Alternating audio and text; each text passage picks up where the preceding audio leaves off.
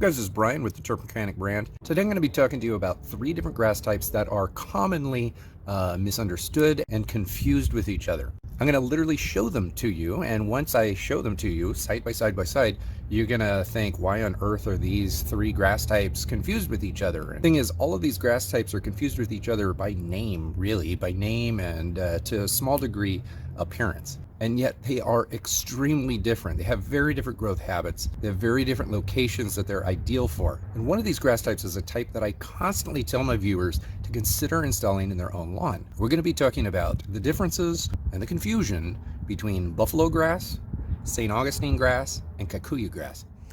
All right, before I get in close, I want you to understand that the majority of this lawn that you see here currently is Poa annua with a tiny bit of fescue and a lot of Kikuyugrass. Ultimately, I'm going to be killing off the Poa annua, thickening out the Kikuyugrass, so that this ends up being a nearly 100% Kikuyugrass lawn by the summer. Now, having said that, as we get in close, I'm going to show you what Kikuyugrass can look like if it's maintained a little bit and cut low. Here we go. That is a bit of Kikuyugrass coming up. So this Kikuyugrass last year when we moved into the house was somewhere around 1.5 feet tall. And there was an enormous mat of thatch, kind of a dead, stolen, niferous layer kind of below the grass. So I removed all of that, and so everything's starting to come up from the ground with very little squishy padding underneath the leaves. So this is what it looks like coming out of the ground. Here, I'll just pull it right out. Kikuyugrass is crazy, man. It's just going to come back. It's almost invincible. So this right here, you notice how thick that is. That, since it's going sideways on the ground, is going to turn into a stolon. It's just going to keep on going. And then all of these little leaves come out of it. Now, we look up really close to a leaf, set it on the ground. You see that it's a super pointy tip. Now, around here, Southern California and some other places, Kikuyugrass is frequently confused with St. Augustine grass. Now, St. Augustine grass, this is a Citra Blue St. Augustine grass, and you notice the leaf tip there. That tip, that is not pointy at all. It's a rounded tip. You also notice that these blades are quite a bit wider. They do have a similar appearance. It's kind of that folded center vein. You don't really notice the center vein too much unless you're looking for it, but it does have this little bit of a folded appearance to it. Now, if you stress it out via drought or some other way, like for instance, I took some of those plugs right there and I put them into this pot. So these grass blades are exactly the same, but they're a little bit stressed out because I just cut into them. I just ripped them apart. So if you look at it, look at that one. This is a St. Augustine blade. Once it gets all stressed up, it starts folding over on itself. This is not drought stress. This is just like I've mangled them and it's got to recover. All of this will recover in time, but if you unfold it, you'll still see that that leaf blade tip is not pointy. Now, you only see the leaf blade tip if you haven't cut it. So of course, all of the leaf blades are going to have a little cut if you mow it. So if you let it go and then you find one that hasn't been mowed, you can actually check leaf tips. St. Augustine grows via stolons. So rhizomes are underground, stolons are above ground. I was considering pulling one of these out. Why not? The ground. It's not really a ground. So anyway, here you go. This is the plug that I put in yesterday. So you can see the root systems down there. Hopefully the lighting is good. But the stolons, you can see this right here. This is a stolon that I had to cut, and that goes above the ground. And that's going to just go this way and it'll root back down. Let me stick that back. And Kikuyugrass is going to be the same way. You've got these above ground stolons. So for instance, this is a stolon right there. I can pull it out of the ground. See, it just keeps on going. Now this is a stolon of a grass that I cut off a long time ago. Looks like we still got some growth here. Remember, I mangled this lawn a few months ago trying to bring everything down to the dirt and let it start growing back. So most of these stolons are old stolons and they're starting to grow. We're starting to grow new ones now.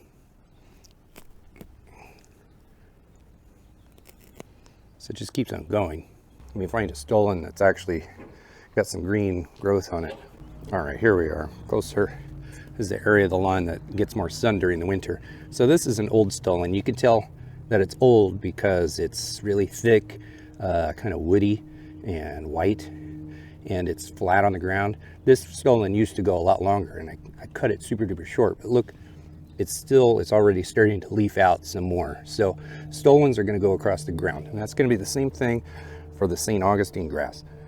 Underground, and I'm not going to dig into the ground to find rhizomes, but Kikuyu grass is also going to do the rhizomes. But the takeaway here is your leaf blades are simply less wide, and they're super pointy.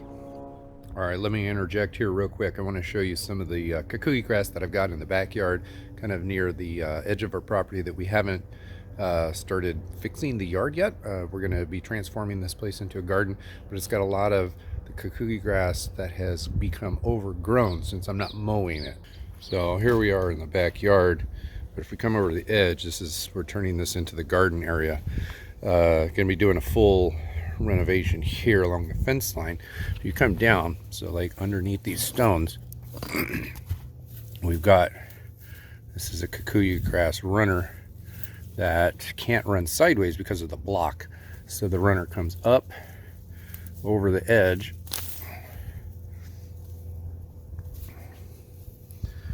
and there's the leaf. Man, I gotta zoom out.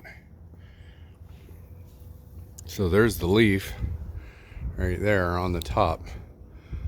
So much bigger. You can see how that's not really, if it gets overgrown, it's not really going to be pleasant. If you got a whole ton of these things, it's just really stemmy in the middle and it's not full. So here you go. Each blade still has that same kind of center vein running down the middle. It still has this folded appearance to it, and the tip is still super duper pointy. If you take one of these blades, contrast it next to something totally different, you can see how skinny the blade is compared to other wide leaf blades. All of this is overgrown, basically just untended to land. And if I can find a clump of fescue for comparison's sake. So here's a fescue blade. It's been cut. You can see how wide it is. You can see all those parallel veins coming down. And then there's overgrown Kikuyu, and it's still not as wide as the fescue blade is. Well, it's too early in the season to see some Bermuda grass runners, but here's another little patch. Let me kick the dog poo out of the way. Here's another little patch of Kikuyu that you can really see how it's wanting to spread. So this blade right here is rooted a little bit right there. I could pull it off really easy, but the main thing is here. So it comes up, it's growing this way. It's rooted a little bit right there, but everything else hasn't rooted down yet. All of the leaves come out. So where this roots down, if I didn't pull it up, this is just going to continue growing up. We can see it's going here, it's going here.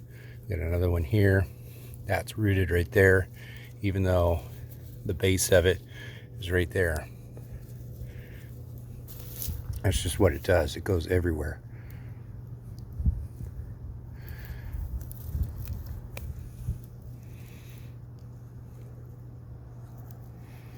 All right, here I am on the other side of the garden fence. Haven't even gotten close to doing the clean out over there, but we're making good progress on this side.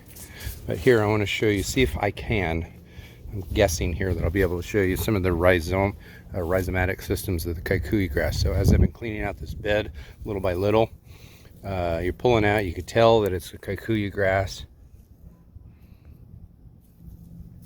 And all of this was underground. It was like that. It was underground, so I pulled this up and we're still into this clump here. But my guess is if I just dig my hand underground, there you go.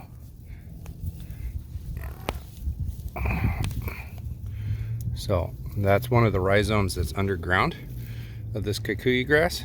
That was like, I mean, I went down, that was like maybe 3 inches underground. That was right there. Again, these are just blind guesses. I'm literally just putting my hand into the ground and pulling them up. Okay, that's just a stick.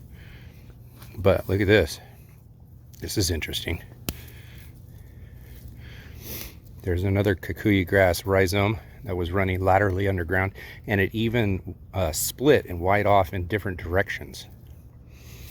So not only do you have these enormous above ground runners spreading like that, but you also have these enormous below ground runners spreading. So when it comes to trying to kill this stuff off, it's very difficult. Very, very difficult. It's just a very, very robust, aggressive plant. Both St. Augustine and Kikuyugrass is going to eventually grow very tall. So a lot of people maintain both grass types quite high, but Kikuyugrass can be maintained very short. And if you maintain it very short, then it actually, in my opinion, looks a lot better. It's a lot easier to enjoy a lawn space with a short Kikuyugrass that's well maintained.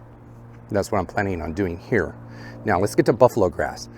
Now, this is actual buffalo grass. So this is stuff, again, I just put this stuff in the pots. So this is a little bit stressed out. There's a lot of brown in here because it doesn't like cold temperatures. This will live in like crazy freezing polar Arctic temperatures, but it's not going to be green. So it's dormant during the winter. Right around now, we're getting to the point where this buffalo grass is getting enough sun and warmth to green up. But these came from the plugs. Now the green leaves in this, compare this to St. Augustine. Look how incredibly small that leaf is compared to the St. Augustine. It's like a hair. I mean, it's more than a hair, but it's way, way smaller. Oh, look at that.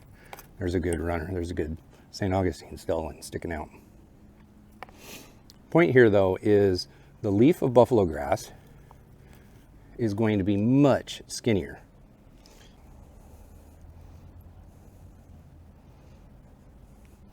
And it's also going to be slightly more of a gray-green color.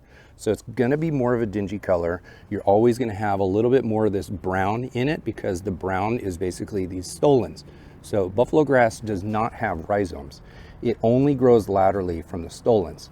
And the stolons are far less fibrous and woody. You see that? There's a stolon that's sitting on top of everything. See how it's a little bit kind of that red-brown? And then we've got kind of the brown leaf tips coming out of it.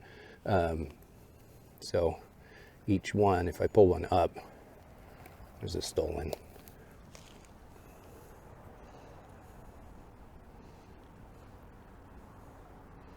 That one doesn't have any green coming off of it. This one does, though. So it grows sideways and then it leafs up.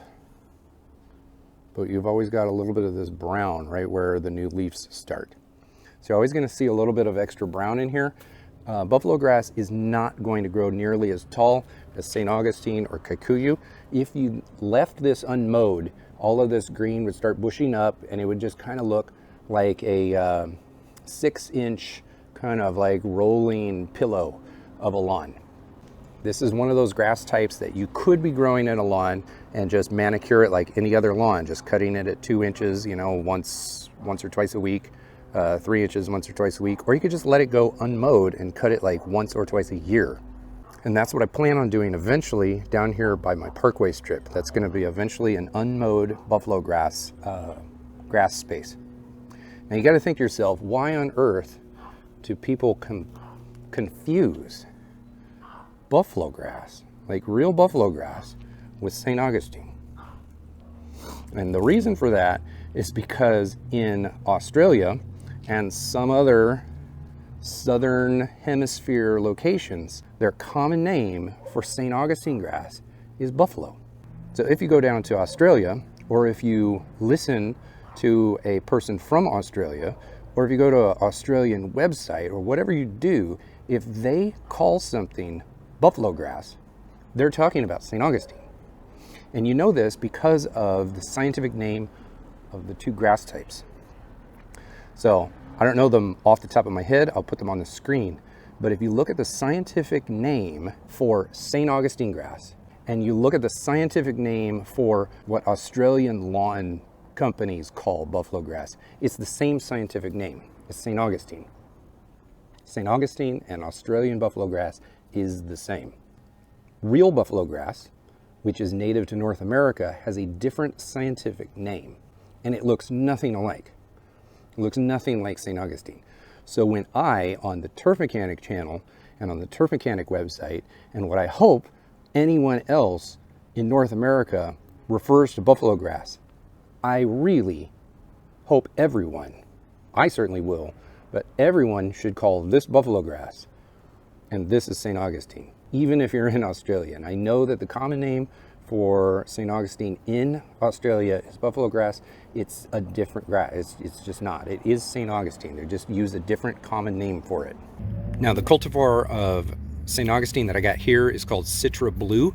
I'm not going to go into differences between cultivars, but I do want to say that in Australia, the most common grass in the St. Augustine category that they grow, which again they call buffalo, but it's a cultivar of St. Augustine grass called Sir Walter. Almost 100% of the time, if you're looking at or talking about a buffalo grass in Australia, it's actually Sir Walter St. Augustine. And you know that because if you go to buy Sir Walter buffalo grass and look at the scientific name, it's the same scientific name as every St. Augustine grass that you can purchase in North America. Now, buffalo grass requires full sun. It doesn't require very much water at all, probably half to a third of the water of St. Augustine. It probably requires about maybe half of the water that a Kikuyugrass requires. So the reason why I really like buffalo grass is because it's a low maintenance grass type that can be maintained like a traditional lawn.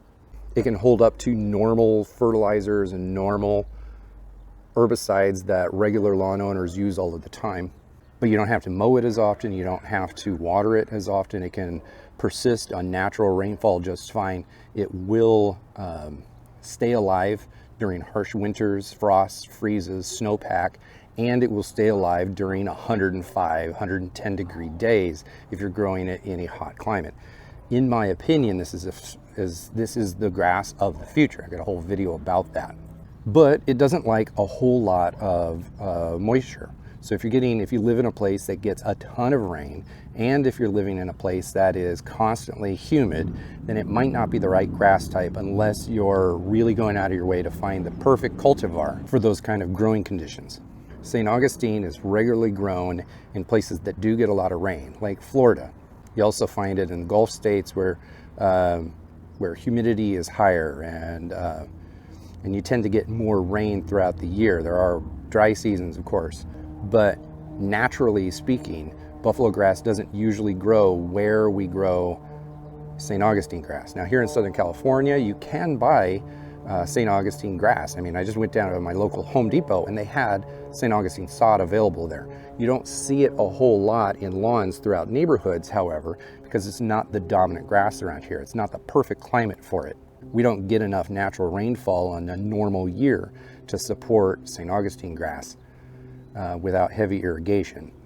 Around here, you'd find Kikuyu grass a lot because it doesn't get quite as hot over here in the coastal areas. You're not going to see the Kikuyu grass so much as you go inland where it gets extremely hot, and then you start going into the Bermuda category. But in these coastal temperate climates that are pretty dry and they get pretty hot, but they don't get extremely hot and they don't get extremely cold, the Kikuyu grass really does thrive.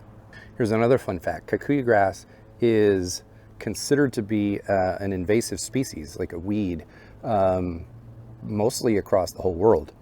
It's native to East Africa. I believe it's East Africa, and it was originally brought to California because someone way back in the day thought it was St. Augustine. It has thrived here, however, and it is so invasive that It is like the sale of Kikuyugrass seeds, plugs, sod is restricted throughout the country, and it's probably places around the world as well. But throughout the country, you're not even allowed to buy seeds, sod, or plugs for Kikuyugrass unless you live in Southern California, Arizona, and I believe Hawaii. So you're not really going to find this anywhere else, but I guarantee you, if someone accidentally, I'm not saying do this, but if someone accidentally put this somewhere out of those areas, it would take over. It is extremely hard to kill. It's in the category of warm season grasses, and you fertilize and herbicide it just like you do most of the other warm season grasses. It's just crazy robust. Long story short is buffalograss needs full sun. So if you're going to be in the shade, it's not a good option. It doesn't like humidity generally, so you're not going to be running this in a humid environment. St. Augustine is a fairly good grass, warm season grass for shade. So that's probably your best option if you truly have a heavy shade environment. For the Southern California climate or Arizona, Hawaii, Kikuyugrass is an option. It's so hard to get rid of that a lot of times it's best to get rid of everything else and just embrace the Kikuyu and learn how to deal with it and maintain it as good as possible.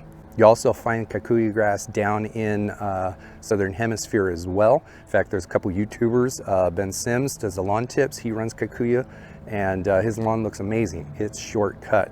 Most people grow their Kikuyu long and it just doesn't perform as well. I'm learning that scalping Kikuyu and growing it low, kind of like a Bermuda, is quite helpful in making it feel like a grass that you want in your lawn. If you've got questions about any of these three grass types, I put the scientific names for these grass types on the screen so you can see that. I'm gonna have some supplemental videos down in the description below. But if you do run a Kikuyu lawn, you're gonna be scalping that in the spring, in my opinion, just like you would scalp a Bermuda grass lawn. Now, I teamed up with another YouTuber last year to talk more about that Bermuda grass scalp. It's right up here in this corner. I suggest taking a look at it to learn more about that scalping process and how it helps so much. So thank you very much for watching.